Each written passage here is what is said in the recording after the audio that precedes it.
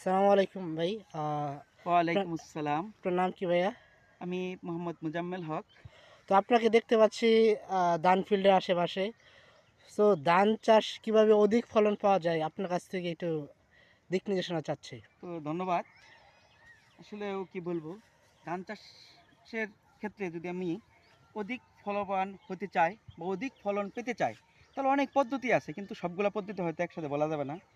তার মধ্যে অতীব গুরুত্বপূর্ণ দুটি পদ্ধতি হলো, সেটা হলো প্রথমত আমরা যেন একই জাত যেন বারবার আবাদ না করি।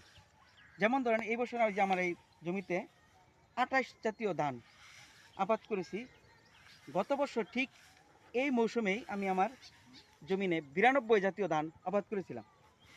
তো দেখতে পাচ্ছেন ফলনটা অনেক সুন্দর হয়েছে এবং যথেষ্ট উঁচু হয়েছে। এটা হলো একটা পদ্ধতি বা প্রথম পদ্ধতি। দ্বিতীয় পদ্ধতিটা হলো ধান ছিটার তথা ধান গর্ভাশয় থেকে বের হওয়ার কমপক্ষে 1 মাস পূর্ব থেকে বা আগে থেকেই যে কোনো ধরনের সার ছিটানো থেকে বিরত থাকবো। অর্থাৎ যে কোনো ধরনের সার যেন আমরা ধান ছিটার বা গর্ভাশয় থেকে বের হওয়ার 1 মাস আগে থেকে যেন বিরত থাকি, বা অর্থাৎ সার না দিই। যদি এই দুটি পদ্ধতি আমরা অবলম্বন করি তাহলে অধিক ফলবান হতে পারবো, আচ্ছা, সফলভাবে ধান চাষ করতে পারবো। আচ্ছা ঠিক আছে, খুব সুন্দর বলেছেন। আর তাছাড়াও কিভাবে পোকামাকড় থেকে মুক্তি পেয়ে আমরা অধিক ফলন পেতে পারি এই বিষয়ে যদি একটু আপনি বলেন। ধন্যবাদ। পোকামাকড় বা বালাই দমনের অনেক পদ্ধতি আছে, কিন্তু তার মধ্যে একটি আমাদের যেটা যান্ত্রিক পদ্ধতি হলো সেটা হলো আমরা যেন প্রতিনিয়ত মানে অন্ততপক্ষে ২-১ বার ছাই ছিটাই।